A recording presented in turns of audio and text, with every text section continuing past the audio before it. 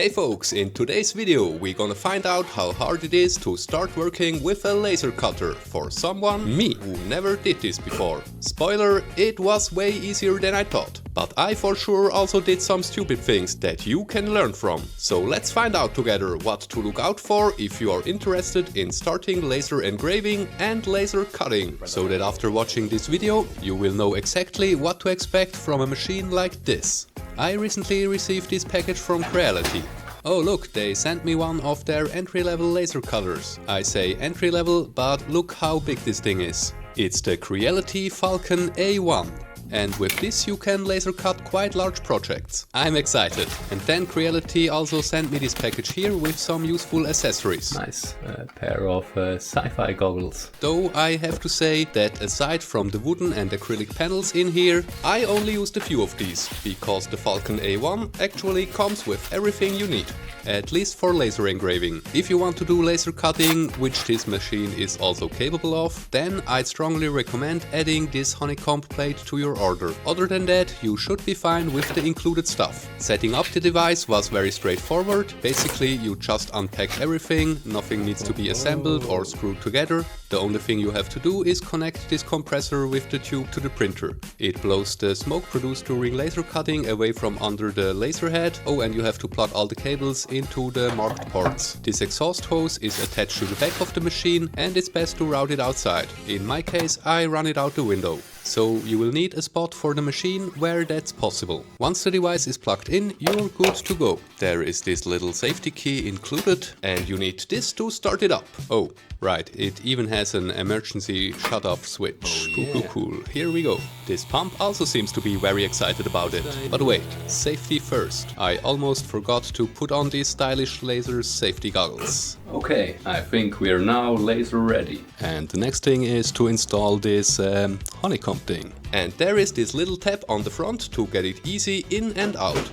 To transfer the cutting files to the laser, you can either load them onto a USB drive or connect the machine to a laptop using the included cable, and then install the Creality laser software.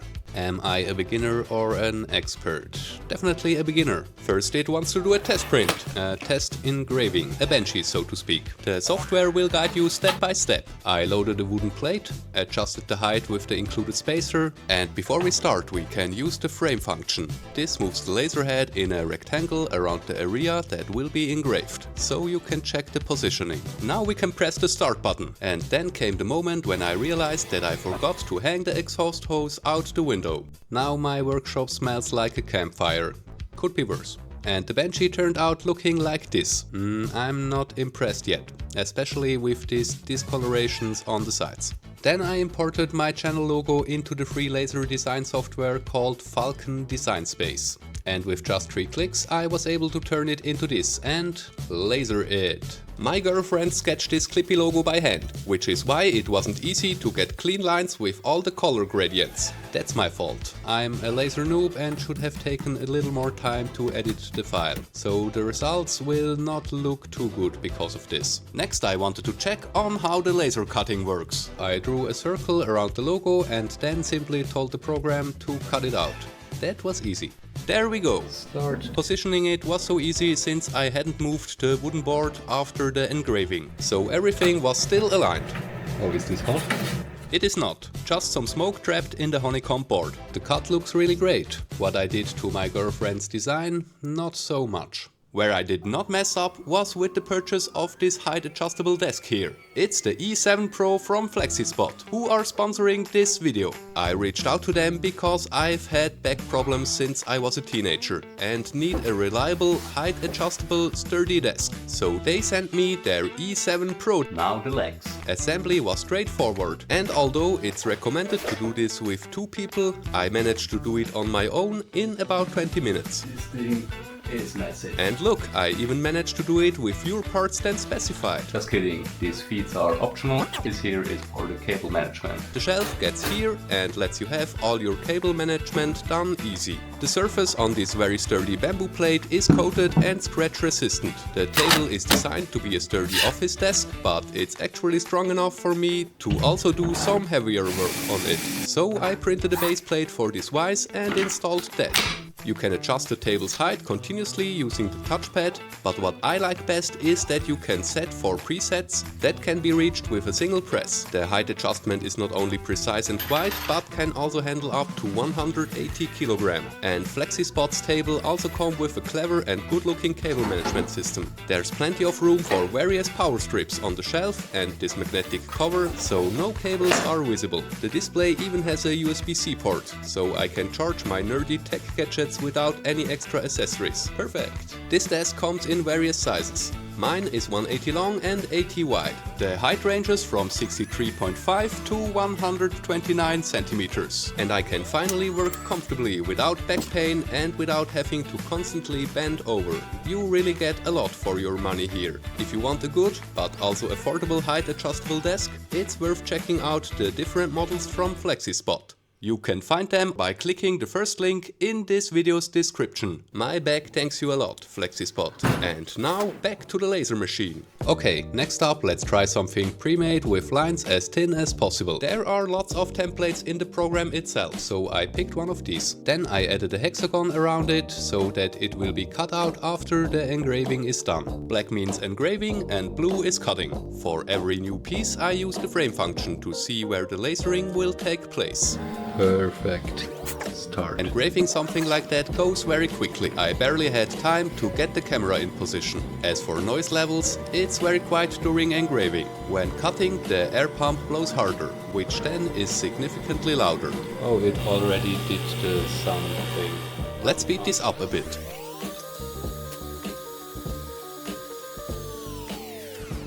That looks fantastic. Everything is clean and precise. Now that I know that it can look like this when you use a correctly designed file, I downloaded a very random image with poor resolution from the internet and have it engraved as a photo. Let's see what happens. Actually, it turned out pretty well. I probably could have tweaked the brightness and contrast more and it would have turned out way better, but I'm already impressed with this. Oh, it did very well.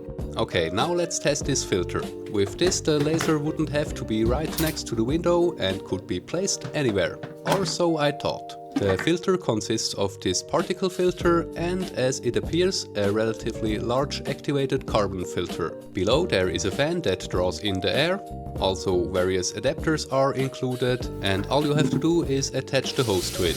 Plug it in, turn it on here and you can set it to one of 3 levels. That's all there is to it. For testing this filter, this time I want to cut something bigger. So I looked online and found this project here. This is what it looks like. It consists of several parts and I will need 2 pieces of wood to build this. Let's close the machine and start the filter unit to see how this goes. The Falcon A1 uses a 10-watt blue diode laser, which is suited to not only engrave and cut different types of wood, but also different plastics like colored acrylics and PVC, and things like leather, paper, cardboard and fabrics. And this is what the little sucker sounds like when it's set to full power. About the filter, it works, but since laser cutting produces more smoke than just engraving, you can still smell the smoke strongly enough that I prefer to run the hose out the window again. The laser cutting again worked great, though in a few areas I had to free the pieces up by hand, where the laser did not cut all the way through. Since the laser is already set to its max power of 10 watts, you would need to slightly reduce the speed to avoid this, or you could also make multiple passes. Now I can glue it, and with some clamps to hold it together, I let that dry for a moment. I'd like to cover the shelf surface with this cork fabric. I have no idea how to adjust the laser for this, so I just reduced the power to 1/4 of its max setting, I guess. I cut it too short.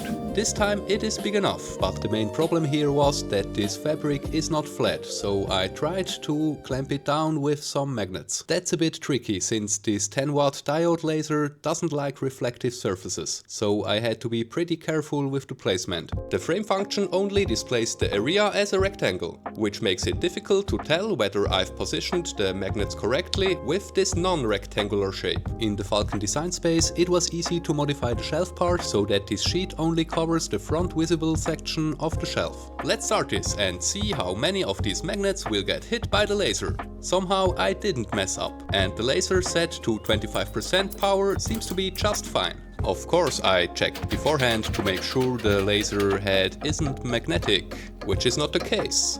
Lucky me. So that worked out great. I glued it on. With way too much glue, it's a perfect fit. And this is what the finished piece looks like. Nice, that looks good. Since that worked so well, I again tried it with an imported image. Oh great, what should go wrong? I then adjusted it with just a few clicks so I could laser it. And boom, very nice. What I noticed is that you can see the trace of the cutout object on the button of the machine. That led me to think I could cut something thicker than these 3mm wood panels. And since I really like this steering wheel I made for a friend, I tried the following. Before cutting, I stick double-sided tape to the underside of the wood in the area where it will be cut. And if what I have in mind works out, I will end up with a perfectly cut out wooden-like sticker. Oh, that would be great. Or maybe the tape on the back just melts into a nasty blob. You can now vote on what you think will happen.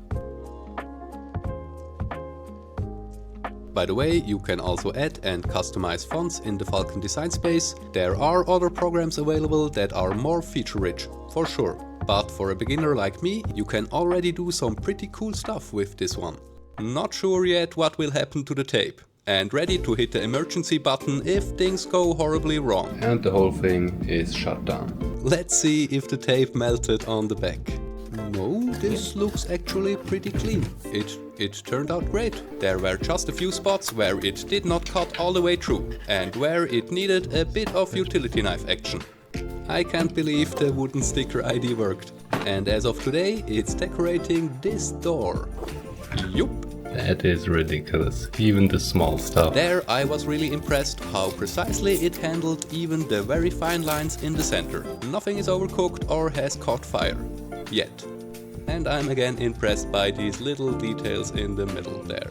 At this point I started to find such small bits and pieces everywhere in my workshop, so next I'm going to make a little box to collect them. Let's start this up again. There are many wooden models with such flexible hinges and I wanted to see if it can do this. Clean cuts as usual. And look how flexible these pieces have become due to the cutting pattern.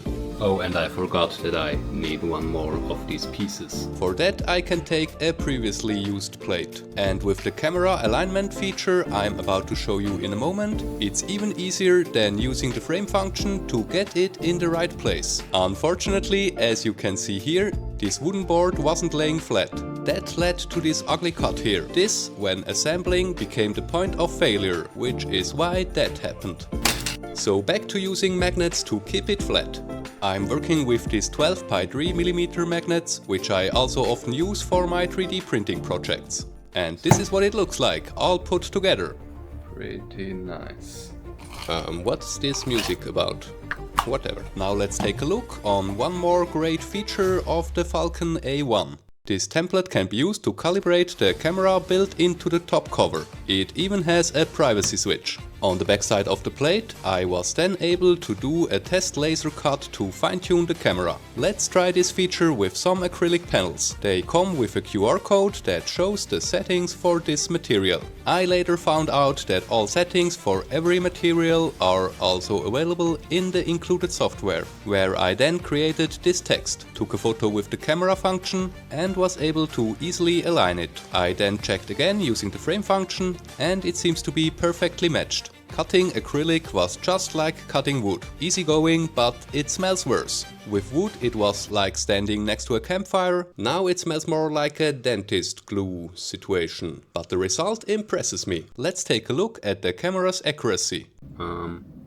It's perfect. Then I did exactly the same thing again on a wooden panel, because I had this idea. The pieces fit together with just a little bit of clearance, so I made these two signs out of it. And that led me to the next idea, to create an illuminated sign. To make it somewhat three-dimensional, I had to cut several of these frame pieces. And to diffuse the light, I also cut out the shape from this special diffusion paper. Just kidding, it's a regular baking paper. At the corner where the LED strip goes in, I filed out this notch. And they go here. So I cut them into pieces and solder them together. And now let's see. It's alive! Great! Now I can get it all together with the magic of glue. And at the corner where the cables come in, I'll probably have to secure it with some clips. Or I will just put clips everywhere. More is better. Let's see how it looks. Well, almost perfect. And if I go more up, then the diffusion is bigger. I meant more, better diffusion. So I'm gonna do some more of these frame parts. And here's what the finished product looks like. I used the leftover pieces to create this 3D effect on the back. Just because, well, why not? And I also did a lot more stuff like these labels for all the boxes in my workshop. To do that, I made good use of the camera feature. This way I was able to use up all those little scrap wood. I also wanted to test if it can cut thicker materials, so let's try this 6mm wood. I messed up in at least two ways here. First, I forgot to adjust the height of the laser to this bigger material, and second, I tried it in one go with max power instead of going with multiple passes. So it got a little overcooked here, but it worked in the end. Now let's try this massive 15mm thick plywood. I adjusted the height this time, as I remembered to do so by almost crushing the laser head into the material. And I set up multiple passes this time, but even with 9 passes the laser did not get through the material. Nope. So I tried to cut this small circle, this time with 20 passes. And this happened. Yeah, we get fire. Well, no flames, but embers and a lot of smoke. One more time, because I'm a slow learner. I think with such a small shape, heat builds up quickly, and yeah, you saw what happened. With a bigger model and with more experience, I guess, that would also be possible. And this is a good reminder that with laser cutting flammable objects, which wood is, you should always keep an eye on it. Conclusion. I thought laser cutting would be way harder to learn. But even with no experience at all, it was quite easy. For me, the Falcon A1 was the perfect machine to start with. Everything was very simple and easy to navigate. The features are seamlessly integrated and everything works as it should.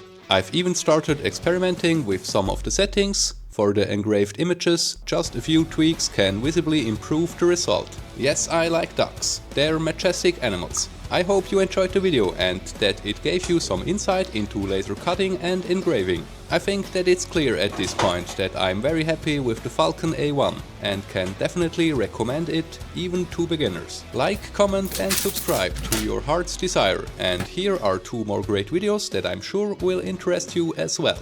Thank you for watching and I wish you a good time laser doing things.